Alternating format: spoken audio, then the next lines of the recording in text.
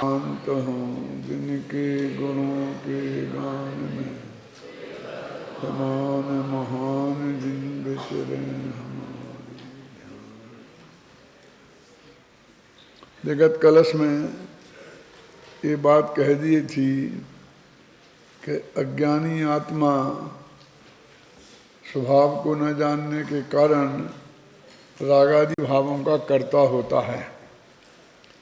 तब इसी बात को गाथाओं में कहते हैं, क्योंकि ये कलश वास्तव में इन गाथाओं की उत्थान का रूप ही कलश था। अब गाथाएं पढ़ें, पढ़ो। रागम्य दोषम्य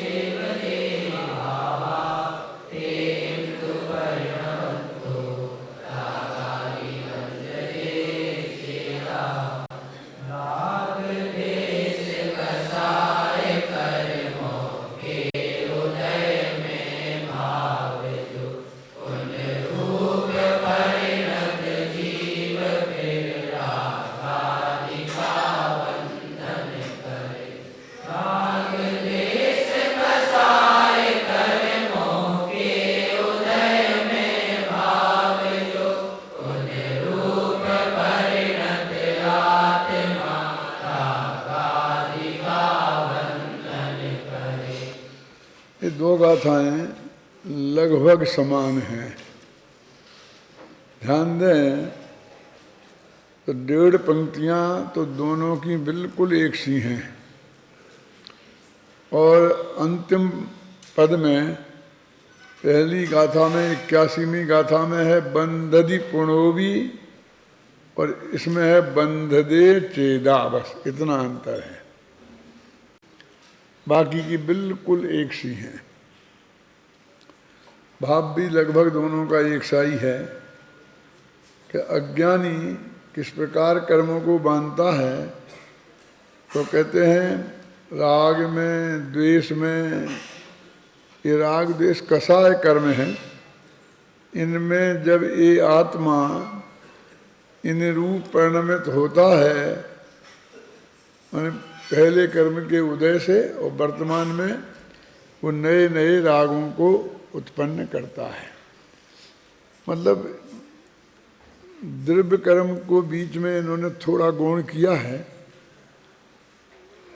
लेकिन अभी टीका में आगे ले लिया है। ये कहते हैं पुराने कसायों से राग देश के कर्मों की प्रकृतियों के भेद भी हैं। ये राग द्वेष शब्द नहीं मिलेंगे आपको, लेकिन कसाय में तो क्रोध मान माया लोभ ये कसाय की प्रकृतियों के नाम हैं, मिथ्यात्व वगैरह सब। तो कहते इनके उदय में जो आत्मा में मोह राग द्वेष के भाव होते हैं तो उनसे फिर ये आगे कर्मों को बांधता है। माने पुराने कर्म के उदय मोह राग द्वेष होने में निमित्त हैं और वे मोह राग द्वेष नए कर्मों को बांधने में निमित्त हैं। ऐसे निमित्त नैमित्तिक संबंध है। इसी समय सार में एक जगह तो ऐसा कहा है कि वो बीच में द्रव्य कर्म को गौण करो ना, तो पुराने राग द्वेष ही नए राग द्वेष के कारण है। और एक जगह ऐसा भी आया है कि राग द्वेष को बीच में क्यों लेते हो, पुराने मोह राग द्वेष रूप भावों से के उदय से और नए ज्ञान वर्ण ये कर्म बन जाते हैं। मतलब कहने का यह है कि सहज निमित्त नैमित्तिक संबंध है, कर्ता कर्म संबंध नहीं है। दोनों में यही कहा है देखो कि राग दे कसाय कर्मों के उदय में जो भाव होते हैं, ऊपर तो उदय शब्द है ही नहीं गाथा में, है ना। उन रूप परिणित जीव फिर नए रागादि का बंधन करता है। तो रागादि का बंधन क्या करता है? बंधन तो द्रव्य कर्मों का होता है, भाव कर्मों का थोड़ी बंधन होता है। तो रागादि का बंधन करना कहते हैं तो द्रव्य कर्म आ गए ना। तो वो कहते हैं कि जो पुराने मोह राग देश हैं उनसे नए द्रव्य कर्मों का बंधन करता है, और वे पुराने जो राग देश थे वो उसके पुराने द्रव्य कर्मों के उदय से हुए थे। बस ये पहली गाथा में लिखा है प्रणोबी, माने ऐसी परंपरा चलती रहती है, फिर बंद करता है। प्रणोबी माने पहले उदय आए, फिर पहले कर्म का उदय आया, राग देश में हुए और उनसे फिर कर्म का बंध करता है, ये प्रणोबी का अर्थ है। और नीचे लिखा है कि बंध दे चेदा, चेदा माने आत्मा और बंध दे माने बांधता है। ऐसे बिल्कुल भी अंतर इन दोनों में नहीं है। देखो अपन पढ़ते हैं ना नीचे, उक्त दोनों गाथाएं लगभग एक सी ही हैं, इनमें मात्र इतना ही अंतर है कि प्रथम गाथा में अंतिम शब्द है बंधदि प्रणोबी और दूसरी गाथा में उसके स्थान पर बंध दे चेदा शब्दों का प्रयोग किया गया है। शेष दोनों गाथाएं समान ही हैं। उक्त शब्दों में जो अंतर है उनके अर्थ में भी कोई विशेष अंतर ख्याल में नहीं आता। तात्पर्य यह है कि दोनों गाथाओं का भाव लगभग एक ही है। आचार्य अमृतचंद आत्मख्याति में दूसरी गाथा की उत्थानिका में ततः इष्टतम एतत् लिखकर उक्त बात की ही पुष्टि करते प्रतीत होते हैं। देखो जरा संस्कृत देखें, उसमें पुरानी समय सार में ये गाथाएं अलग अलग होंगी। अपन ने चूंकि एक सी होने से इकट्ठी की हैं, तो उसमें जो संस्कृत में ततः स्थितम एतत् ये है ना, वो दूसरी गाथा के ऊपर उत्थानिका के रूप में होगी और बाकी का अंश नीचे टीका के रूप में होगा। ख्याल में है ना? यानी वो ऊपर जो बात कही है उसके बाद कहते उससे ये नक्की हुआ, और ऐसा कह के जो ऊपर बात कही थी उसी को उन्होंने दोहरा दिया बस। ख्याल है ना? उन्होंने बस बहुत संक्षिप्त में टीका लिखी है उन्होंने, अमृतचंद्र ने इसकी, है ना? देखा ना, लिखकर उक्त बात की ही पुष्टि करते प्रतीत होते हैं। क्यों? कि अभी और क्या कहें, वे गाथाएं उपलब्ध हैं, मौजूद हैं, लिखी हैं, तो उन्होंने ऐसा कह करके इससे ये नक्की हुआ। जयसेन भी क्या करते हैं, उनने भी लिख दिया, देखो तमेव अर्थम दृढ़यति, उसी बात जो हमने पीछे गाथा में कही है उसको और मजबूती प्रदान करते हैं। बस दृढ़यति मैंने उसे मजबूती से कहते हैं। इस प्रकार दोनों गाथाओं का भाव लगभग एक सा ही है।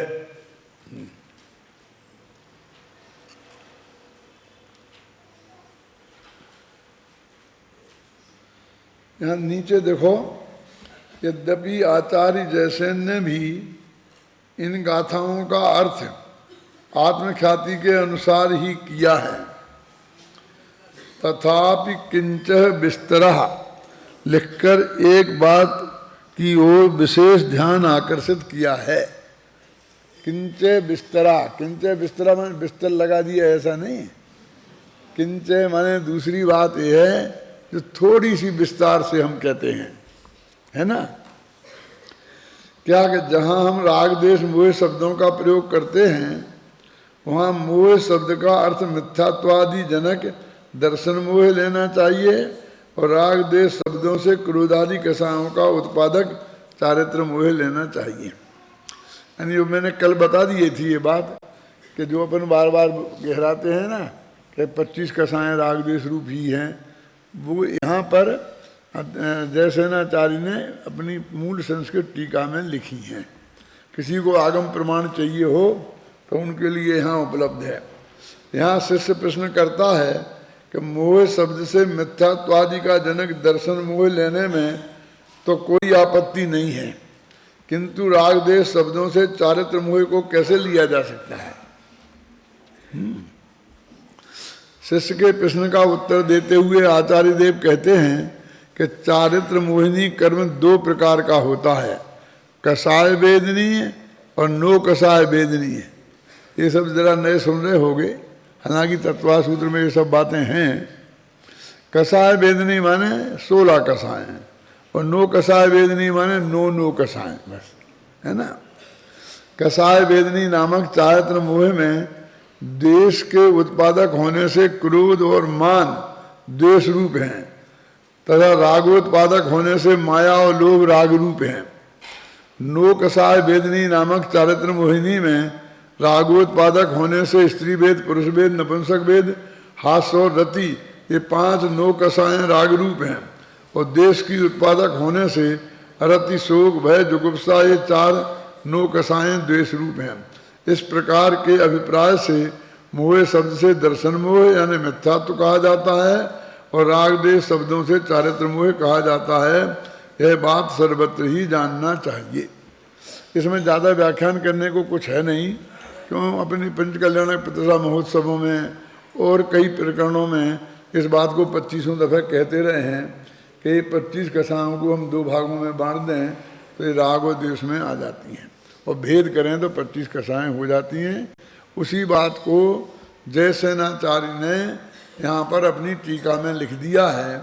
बस इतनी सी बात है कि कोई आदमी इस पर विवाद करे तो आप बता सकते हैं कि देखो जयसेनाचार्य की टीका में ये 281-82 जो गाथा हैं, उनकी टीका में जयसेनाचार्य ने ये ऐसा भेद किया है। बस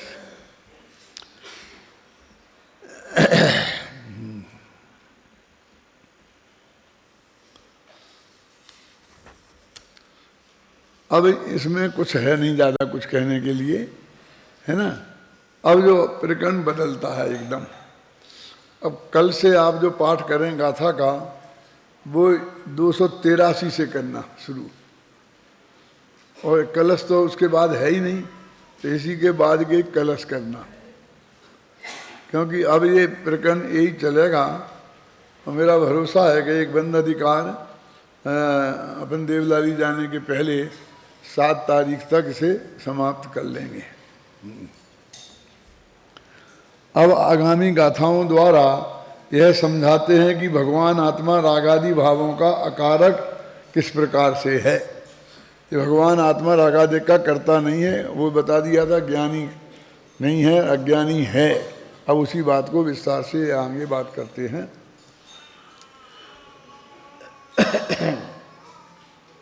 आपने देखा होगा, और जो बड़े बड़े शास्त्र आपने पढ़े होंगे, तो अम्बे चंद्राचार्य अथवा और बड़े आचार्य हुए हैं जो अकलंक देव वगैरह, जब ऐसी गाथाएं आती हैं कि जो बहुत सरल होती हैं तो वे रिपीट नहीं करते हैं, बहुत से बहुत इतना लिख देते हैं सुगमम एतत्, कि ये तो बहुत सरल है, बस खत्म। इतनी टीका, किन्हीं गाथाओं की टीका इतनी आपने देखी है क्या? सुगमम एतत्। और कुछ लोग इतना भी लिखने की जरूरत नहीं समझते। ये जो जयसेनाचार्य की टीका में अधिक गाथाएं मिलती हैं और अम्बे चंद्राचार्य की टीका में कम गाथाएं मिलती हैं, उसमें एक कारण ये भी हो सकता है। 2-3 कारण तो सुबह के वो टीवी वाले व्याख्यान में तुमने सुने थे, है ना। लेकिन एक कारण ये भी हो सकता है, और वो क्या कारण है कि उनको इतनी सरल लगी कि अम्बे चंद्राचार्य ने उन पर कुछ लिखना जरूरी ही नहीं समझा। इसलिए टीकाकार ने, क्योंकि उन्होंने आत्मख्याति की मुख्यता से किताबें लिखी, बाद में जो लिखी गई ना, तो चूंकि उन पर आत्मख्याति टीका नहीं थी तो उनने उस ग्रंथ में से वो गाथाएं निकाल दी, है ना। और चूंकि जयसेनाचार्य ने उन पर टीकाएं लिखी, इसलिए वे उसमें टीका में से नहीं निकल पाई। क्यों? क्योंकि हम देखते हैं कि वे गाथाएं इतनी सहज और सरल हैं, और आगे पीछे के प्रकरण में वो बात सब स्पष्ट हो जाती है, फिर कोई रिपीटिशन मात्र लगता है। ख्याल में आई ना।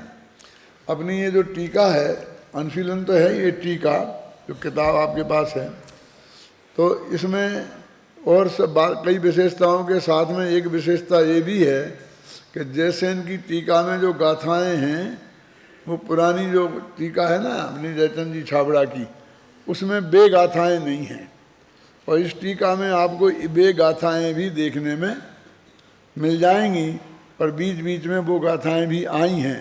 तो जो हम चाहते हैं कि भाई हमको वो गाथाओं का भी स्वाध्याय हमारा होना चाहिए, तो वो इस टीका में आपको प्राप्त हो जाएंगे। अब वो ये कह रहे हैं कि वो भगवान आत्मा रागादि भावों का अकारक कैसे होता है। अभी देखो वहाँ तो बात चलती थी अज्ञानी आत्मा और ज्ञानी आत्मा। अब इनने यहाँ ज्ञानी और अज्ञानी का भेद नहीं किया, और वो त्रिकाली ध्रुव भगवान आत्मा की बात करते हैं ना, ऐसा कॉमन आत्मा लिया कि जो निगोद में सोही मुझ में सोही मोक्ष मझार है। तो उसमें फिर वो नए लगा कर घटित करेंगे। वहाँ तो उन्होंने अज्ञानी माने यही अपेक्षा लगा दी, जो कहते अज्ञानी आत्मा रागादिक का करता है और ज्ञानी आत्मा रागादिक का करता नहीं है। यदि इसी बात को नए लगाकर कहेंगे, क्यों नहीं, यदि अपेक्षा लगाकर बताएंगे तो कैसे बताएंगे? कोई बता सकता है? जिसने नए चक्र ढंग से पढ़ा होगा वो बता सकते हैं सभी। क्यों, कोई उठाता है हाथ? ये वाक्य तो यही बात है, लेकिन बस उसको अपनी नयों की भाषा में, अपेक्षा की भाषा में व्यक्त करना है। ये कहेंगे यह भगवान आत्मा अज्ञान की अपेक्षा से अज्ञान अवस्था में रागादिक का करता है और ज्ञान अवस्था में रागादिक का करता नहीं। ऐसे भी कह सकते हैं, फिर ये भी कह सकते हैं कि व्यवहार नए से करता है और निश्चय नए से करता नहीं है। फिर ये भी कह सकते हैं किसी अपेक्षा करता है और किसी अपेक्षा करता नहीं है। समझे ना? और ऐसा भी कह सकते हैं करता भी है और अकर्ता भी है। समझ गए ना? माने एक ही बात को अनेक तरह के तरीकों से कही जा सकती है। यदि आप इसको बहुत चतुराई से यदि अध्ययन कर लेंगे नए चक्र का, तो कोई भी वाक्य आएगा और आप समझ जाएंगे कि उसका वही अर्थ है, इनमें कोई मतभेद नहीं है। और अन्यथा आप उलझते रहेंगे। वहाँ तो कहा है कि किसी अपेक्षा करता है, किसी अपेक्षा करता नहीं है, और यहाँ तो कहा है कि करता है ही नहीं। लेकिन यहाँ निश्चय न लगा दिया ना। एक बार और समझ लो, निश्चय न लगाया हो मैंने नए लगा दिया हो तो ही लगाना अनिवार्य है। नहीं भी लगाओ तो समझ लो लगी हुई है।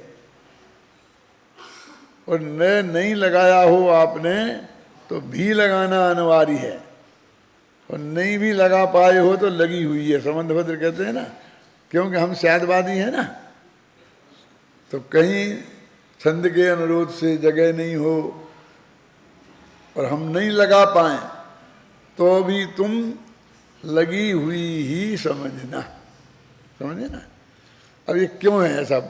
बोलो, क्या नाम, कमल चंद जी, कि नए में जो है ना, नए लगा दिया हो तो ही लगाना अनिवार्य क्यों है, और नहीं लगाया हो तो भी लगाना अनिवार्य क्यों है? तो वो कहते हैं कि जिस अपेक्षा से बात कही जा रही है उस अपेक्षा में दृढ़ता प्रदान करने के लिए ही लगाना बहुत जरूरी है।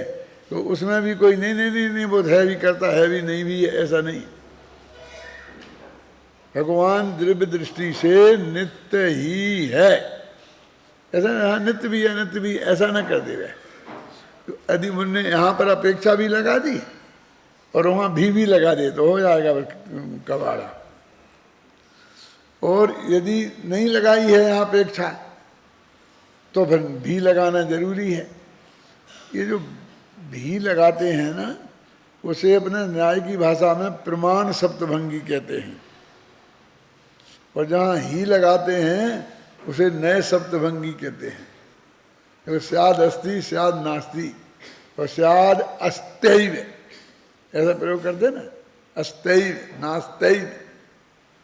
तो ये सामान्य बातें हैं। अभी जरा भी शिविर खत्म हो गया ना, तो विद्यार्थियों की दृष्टि से थोड़ी ये विशेष बातें मैं बता रहा हूँ। आप लोगों को थोड़ा सा कठिन लगे तो थोड़ा धैर्य रखना, लेकिन जानने लायक बातें तो ये सभी के लिए हैं, जिससे वो इसमें भटके नहीं। ख्याल में आई ना? इसके लिए ऐसी बात नहीं है कि आपको बेकार की बातों में उलझा रहे हैं, अत्यंत उपयोगी बातें हैं ये, है ना? समझ लो। अभी पढ़ो वही गाथा है। अपरिकमणम दुबिहम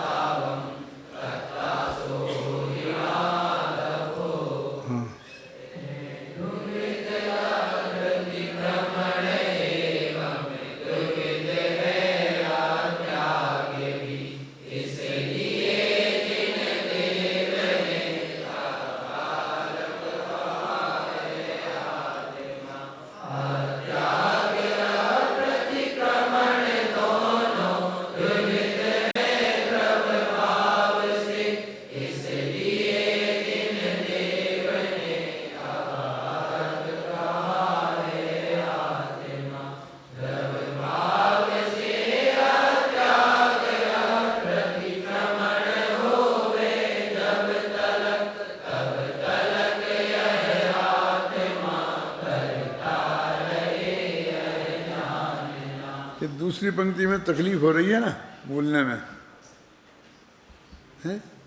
अभी जिन देव की जगह जिनवर देव कर दो तो सही हो जाएगा। अर्थ दोनों का एक ही रहेगा तो तुम्हारा छंद में दिक्कत नहीं आएगी। अब पढ़ो, जिन देव की जगह जिनवर देव करके। अरे ऊपर से एक पंक्ति का लोप क्यों करते हो?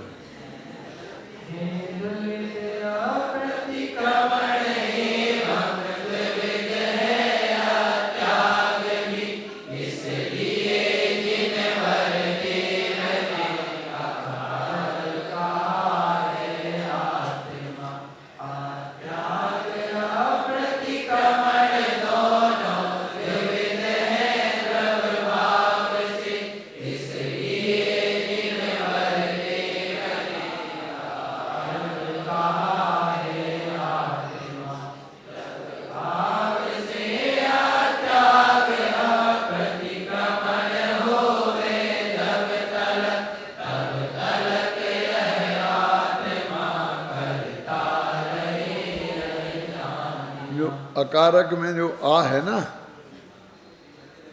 उसके लिए वो जगह बचा करके जिनवर देव की जगह जिनदेव किया गया है। यदि आप उसे जल्दी बोल देंगे तो अकारक बोलने में आपको असुविधा नहीं होगी, और यदि यहाँ जिनवर देव लगा देंगे तो वो तकलीफ फिर वो अकारक में खड़ी हो जाएगी। इतना है, अकारक में एक अक्षर है आ, और जिनवर देव में दो मात्राएं हैं ना, बर लगाने से। अब एक मात्रा उसमें घटती है और एक मात्रा बढ़ती है, बस इतना सा फर्क है। अब देख के बोल करके ढंग से इसको और तैयार करके लाना, मेरे पास घर आ जाना, फिर अपन देख के इसे पढ़कर नक्की करेंगे क्या रखना, फिर कल उसका पाठ उस तरीके से करना। ख्याल में आई ना? देखो, ये कुंद कुंद की विचित्र भाषा है। दो प्रकार का अप्रतिक्रमण है और दो प्रकार का अप्रत्याख्यान है। अत्याग माने अप्रत्याख्यान, त्याग माने प्रत्याख्यान होता है। अप्रत्याख्यान भी दो तरह का है और अप्रतिक्रमण भी दो तरह का। एक प्रतिक्रमण नहीं है, ध्यान रखना, अप्रतिक्रमण है, और प्रत्याख्यान नहीं है, अप्रत्याख्यान है। इसलिए जिनदेव ने आत्मा को अकारक कहा। कैसे लगता है, क्या हो गया? दो प्रकार का प्रतिक्रमण है, दो प्रकार का प्रत्याख्यान है, तो इसमें ऐसे कौन सी बात आ गई कि जिसकी वजह से आत्मा को अकारक कह दिया है? हाँ, यही मैं आपसे कह रहा हूँ। तो मूल भाषा में देखो आप, अप्रतिक्रमण दुव्यम अपच्चखानम तहिव बिंडेयम ये दे उपदेशेण अकारगो बंधो चेदा। इस उपदेश से भगवान आत्मा को अकारक कहा है। मैंने पद्यानुवाद में कुछ भी बदला बदली नहीं की है, वो बिल्कुल मूल गाथा में ऐसा ही है। अब उसे हम समझना पड़ेगा अर्थ हमको गंभीरता से, लेकिन मैं आपको बता रहा हूँ कि कैसा अटपटा है कि हम कहते हैं कि अप्रत्याख्यान दो तरह का है, अप्रतिक्रमण दो तरह है, इसलिए आत्मा अकारक है। अरे उनके दो तरह के होने से आत्मा के अकारक होने का संबंध क्या है? ऐसे ही फिर दूसरी गाथा में भी है, अप्रतिक्रमण दो प्रकार का है, द्रव्य प्रतिक्रमण और भाव अप्रतिक्रमण, वही भेद गिना दिए। और अप्रत्याख्यान भी दो प्रकार का है, द्रव्य अप्रत्याख्यान और भाव अप्रत्याख्यान, और इसलिए आत्मा अकारक कहा है। फिर भी वही बात है, बस ऊपर में इसमें फर्क क्या है? वहाँ दो प्रकार कहा था और नीचे की गाथा में वे दो प्रकार गिना दिए हैं, और फिर उसी बात को रिपीट कर दिया कि इसलिए भगवान आत्मा अकारक है। अब जब तक अप्रतिक्रमण अप्रत्याख्यान द्रव्य और भाव, माने द्रव्य अप्रतिक्रमण और भाव अप्रतिक्रमण, द्रव्य प्रत्याख्यान अप्रत्याख्यान और भाव अप्रत्याख्यान, ये आत्मा करता क्या कुब्बदी आधा, ये दबा जब तक आत्मा ये कर रहेगा ऐसी पोजीशन में, तब तक करता सो होदि ना दबो, तब तक वो करता रहेगा, ऐसा जानना चाहिए। ये गाथाओं का अर्थ, सीधा सच्चा अर्थ है। ऐसी स्थिति में हमको अमरचंद्र का जयसेन का महत्व बढ़ जाता है कि वो ऐसी बात में फिर वो क्या अर्थ करते हैं, हमारे लिए उनका महत्व बढ़ जाता है और उनके लिए इसका अर्थ करने में बहुत बड़ी कठिनाई खड़ी हो जाती है, और उन्हें अपना उपयोग लगाकर, तर्क युक्तियाँ लगाकर उन्हें वो अर्थ आपको बताना पड़ता है। ख्याल में आई ना? इसलिए अपन कहते हैं कि यदि अमरचंद्र ने टीका नहीं लिखी होती और जयसेन ने टीका नहीं लिखी होती तो हमारे पास ये बात, हमारी इन गाथाओं का अर्थ हमारी समझ में नहीं आता, और आ भी जाता और हम उसे अर्थ कर भी देते जो इसमें लिखा है वो ही, तो भी आपके चित्त में शंका खड़ी रहती, क्योंकि जितना वजन अमृतचंद्र का और जयसेन का है उतना हमारा नहीं। आपके दिमाग में ख्याल में ही ना, वो हमेशा एक तकलीफ खड़ी रहती, और उस समय जो उनकी बराबरी के आचार्य होंगे और जिनकी दृष्टि में अमृतचंद्र की इतनी महिमा नहीं होगी, वे उस वक्त ऐसी बातें करते भी रहे हों तो आश्चर्य नहीं है। क्यों? एक बहुत बड़े आचार्य ने ऐसा कहा था कि समय सार तो बहुत सरल है, लेकिन अमृतचंद्राचार्य ने उस पर इतनी कठिन टीका लिखकर उसे दुरूह कर दिया है। ये शब्द उनके हैं पूरे। क्या? और वो अखबारों में आई थी वो बात, और गुरुदेव ने पढ़ी तो वो बहुत हंसते थे और बार बार इस बात को कहते थे कि तुमको ये सरल दिख रहा है। बोलो, अब ये गाथा तो सरल है ही ना कि वो दो प्रकार का, वो दो प्रकार, इसलिए आत्मा करता है, वो तो दिख रहा है ना, मतलब, लेकिन उसका भाव क्या है ये जब तक नहीं बैठेगा आगम के अनुसार, तब तक वो उसका सरलता का क्या मतलब है? जैसे मैं आपसे कहेंगे साहब आप हमारे यहाँ पंच कल्याणक में अवश्य पधारना, तो मैं कहूँगा अप्रत्याख्यान दो तरह का होता है और प्रतिक्रमण दो तरह का होता है, इसलिए मैं नहीं आ सकता। फिर क्या होगा बोलिए? समझ में आया ना? ऐसा सरल है, वो भाषा की दृष्टि से सरल है, भाव की दृष्टि से अत्यंत कठिन है।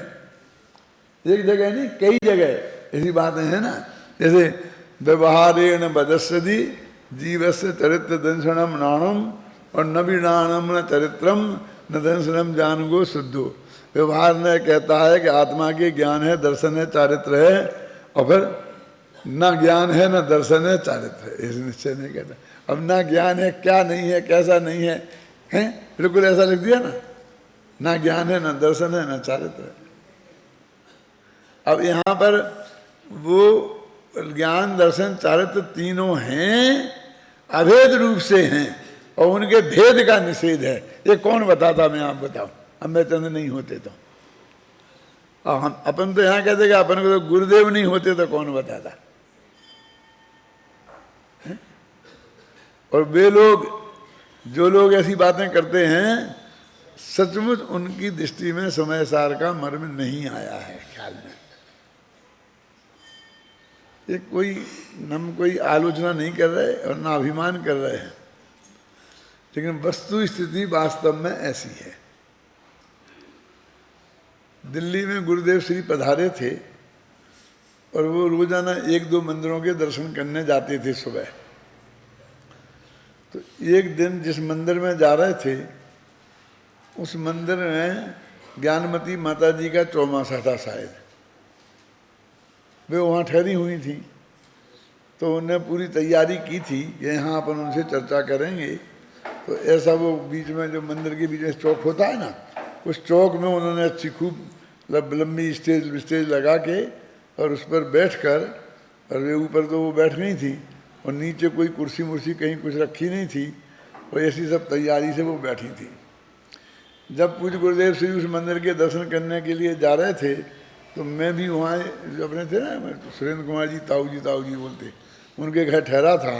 तो किसी का मेरे पास फ़ोन आया कि उसमें वो गुरुदेव जा रहे हैं और वहाँ ज्ञानमती माता जी पूरी तैयारी के साथ बैठे हैं, तो आप दौड़ के वहाँ जाओ और उस पर आप वहाँ उपस्थित रहना, नहीं तो कुछ ना कुछ हो सकता है।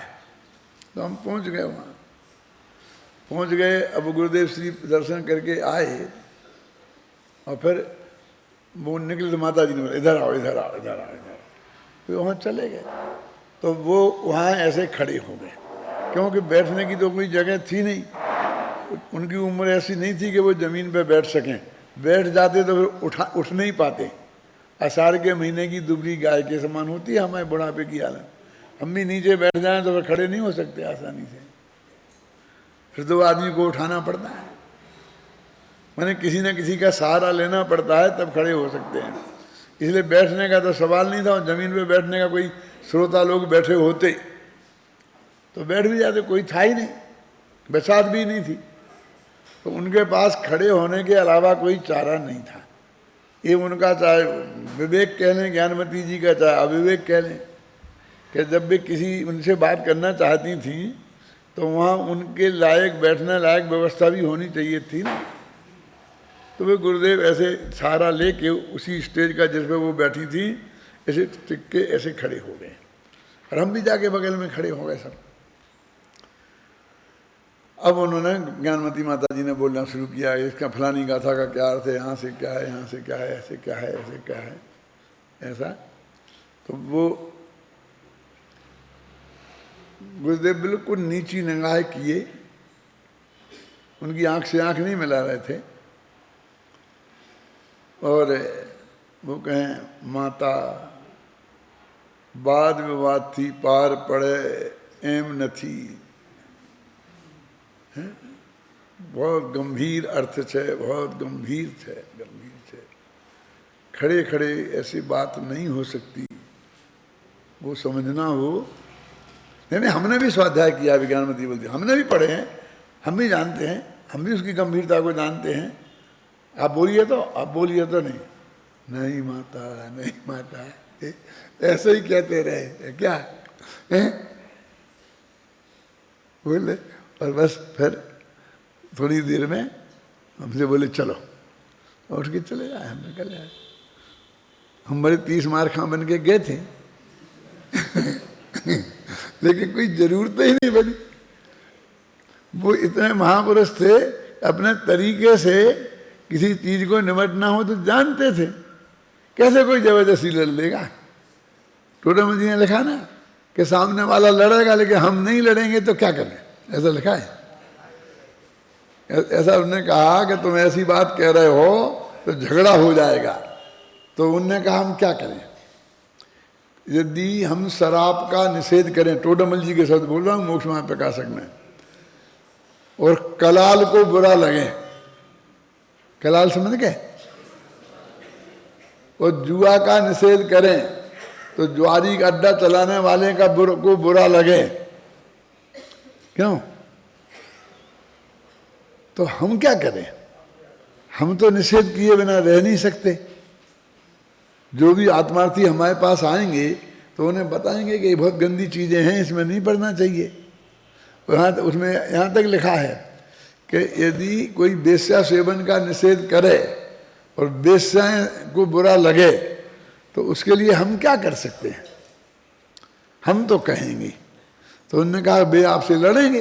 कौन? कलाल और वो जो 3 आदमी हो गए ना, जुआरी, जुआ अड्डा चलाने वाले, वो वेश्या हैं, वो आपसे लड़ेंगे। तो उन्होंने बहुत सरलता से कह दी वे लड़ेंगे लेकिन हम तो लड़े ना ही हम तो नहीं लड़ेंगे, उन्हें लड़ने दो। लेकिन आप कहना बंद नहीं करोगे। कहना बंद कैसे कर सकते हैं? क्योंकि ये तो बहुत खतरनाक है ना। हमारे जो हमारे मुक्षु भाई हैं, जो जैनी हैं, उनके लिए इनका त्याग तो होना ही चाहिए ना। तो उनका त्याग की बात तो हम करेंगे ही। हम तो उनके शत्रु हैं नहीं हैं, वे हमें अपना शत्रु माने तो माने। हमें डर लग रहा था न मालूम क्या हो जाएगा, ना बोले क्या हो जाएगा।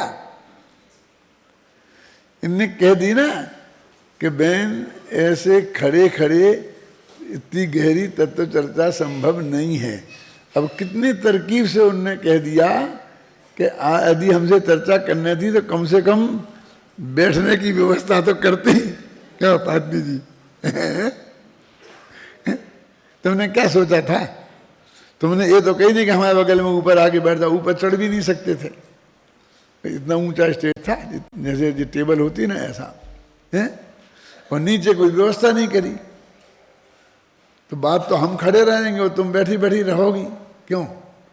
और वो ये कहने का कि हम तो महान हैं, हारिका है ना, और तुम तो साधारण गृहस्थ हो। तो उसके लिए उन्होंने ये शब्द बोल दिया कि माता माता। वे उनकी बेटी के बराबर थे, क्यों? वे ये भी कह सकते थे बेटा एम पार न पड़े, कह सकते थे ना, क्यों? लेकिन उनके पद के अनुकूल माता जी कहलाती है ना, तो उन्होंने बराबर माता शब्द का उपयोग किया।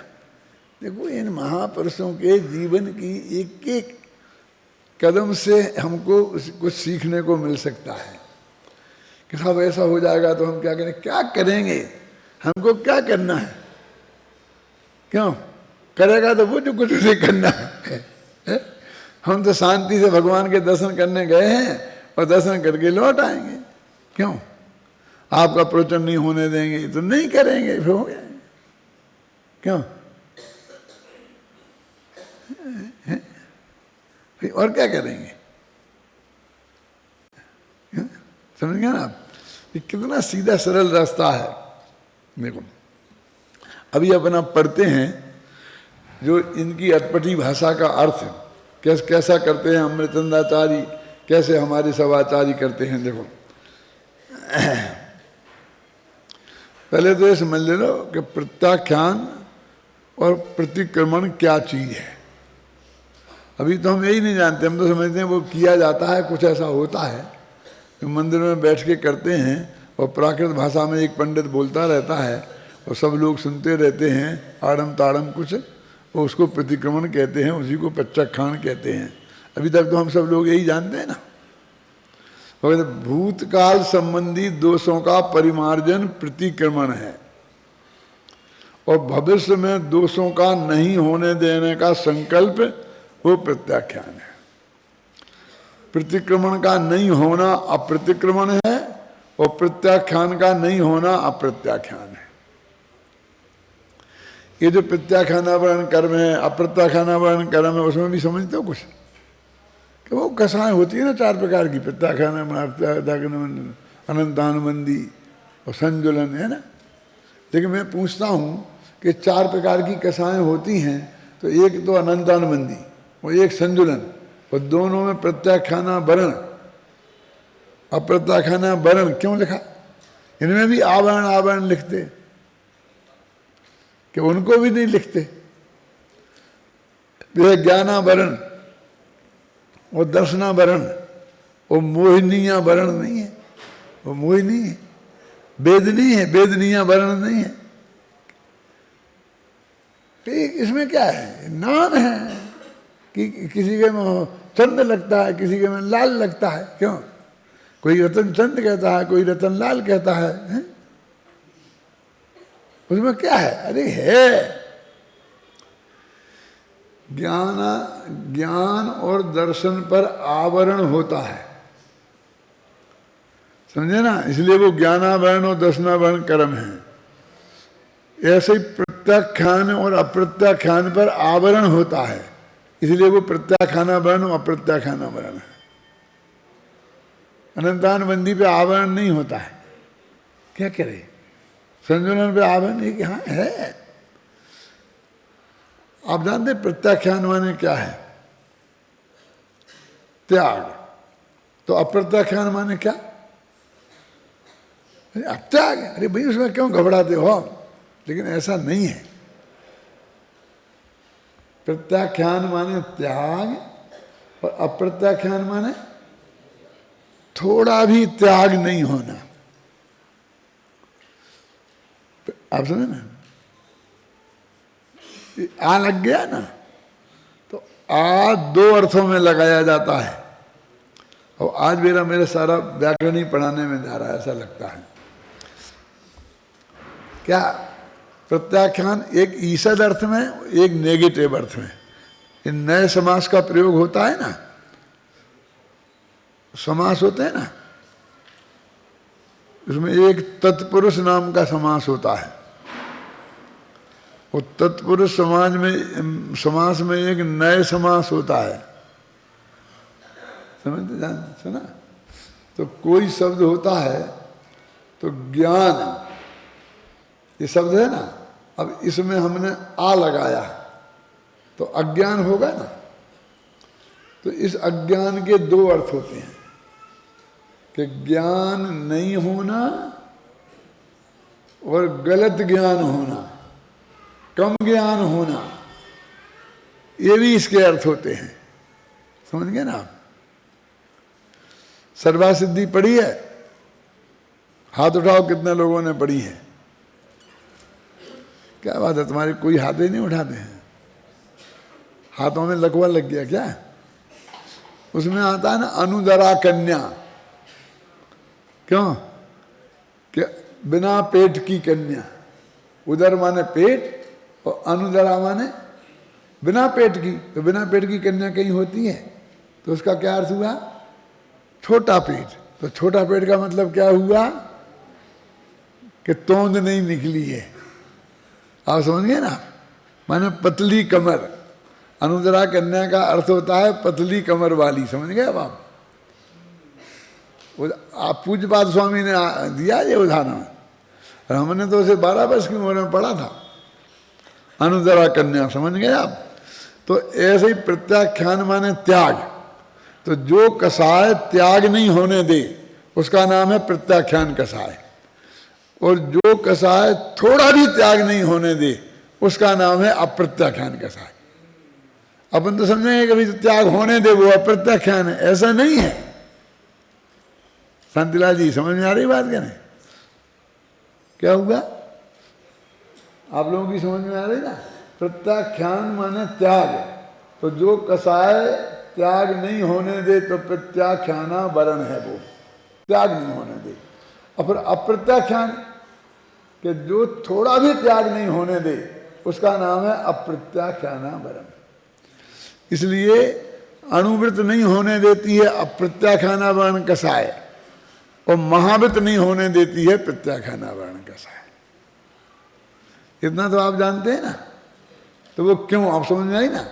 इन पर वो संयम को आवृत करती है, इसलिए आवरण लगाया। वो संयम को आवृत करती है। और संज्वलन कैसा है, वो तो धीमी धीमी जलती है, वो किसी को रोकती ही नहीं है, धीमी धीमी जलती रहती है। संज्वलन, अभी आग बुझी नहीं है, वो जल रही है, हाँ समझे ना, संज्वलन। तो ये कहते हैं कि अभी ये प्रत्याख्यान की बात नहीं, अप्रत्याख्यान की बात है। अब ये जो 3 चीजें होती हैं, ये 2 ही लिखी इसमें, होती 3 हैं। कौन कौन? प्रतिक्रमण, आलोचना और प्रत्याख्यान। भूतकाल के जो गलतियां हमसे हो गई हों उनकी माफी मांगना, माने वहां से लौट के आना। अब भी तो हो ही गई, लौटें क्या, लौट कैसे सकते हैं भाई। भूतकाल की जो गलतियां हो गई वो तो काल ही निकल गया।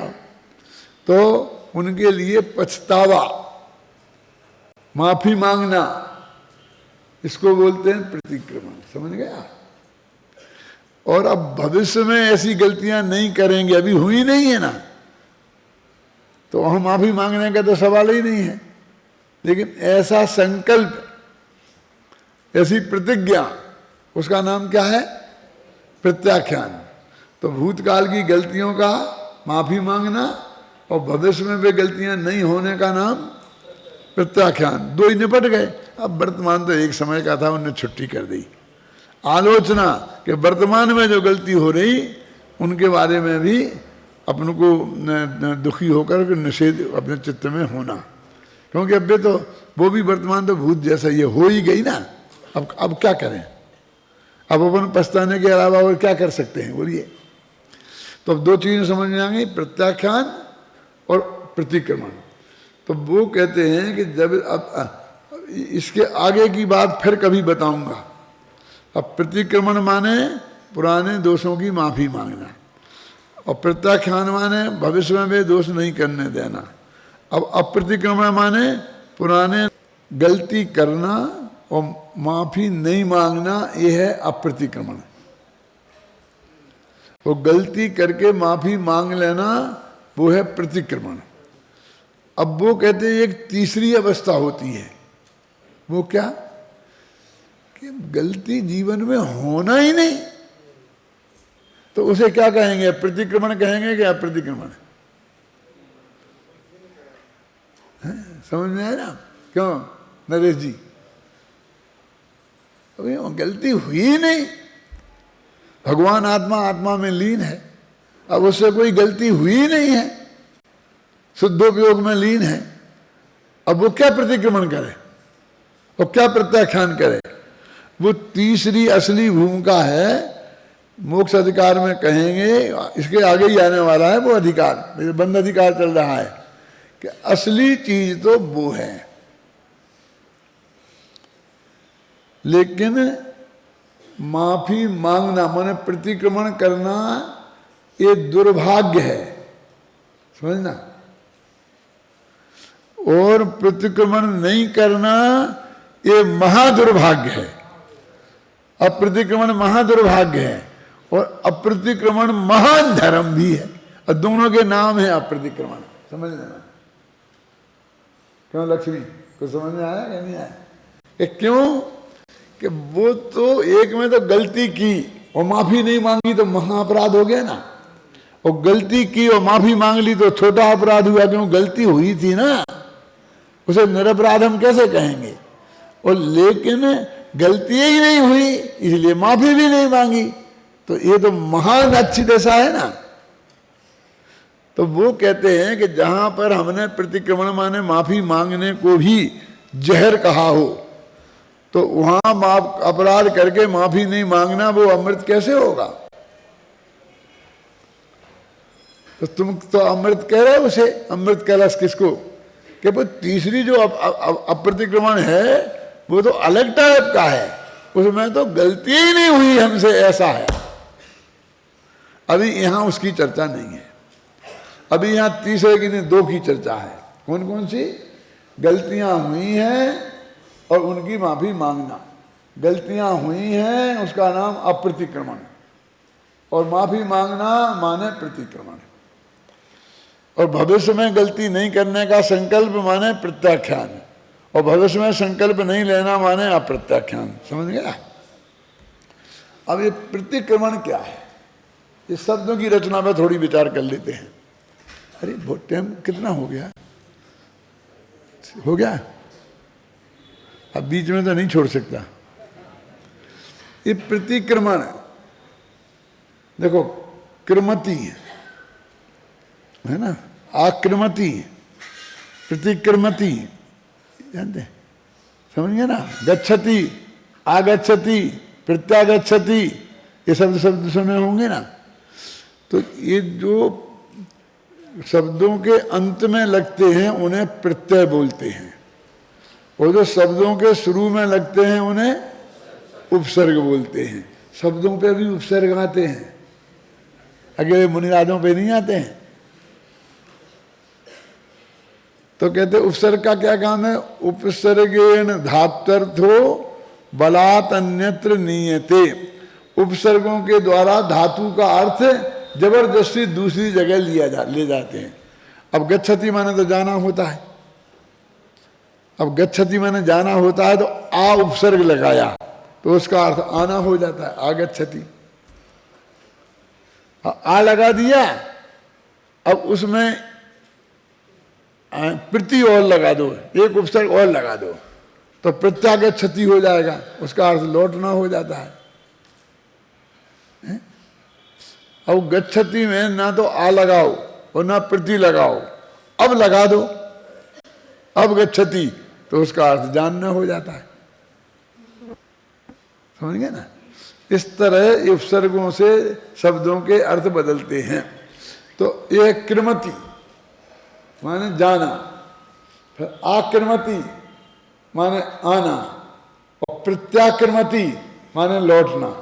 तो प्रतिक्रमण माने लौटना होता है कि हम अपने आत्मा में से निकल के पाप में चले गए थे, अब हम वहां से लौट के आत्मा में आ गए, उसका नाम है प्रतिक्रमण। समझ गए आप? प्रतिक्रमण माने क्या कि हमने ऐसी गलती की थी, अब हम गलती नहीं, हमने गलती की माफी मांग ली तो लौट के आ गए ना, और फिर नई गलती का करने का संकल्प कर लिया, भविष्य की दृष्टि से तो वो प्रत्याख्यान हो गया।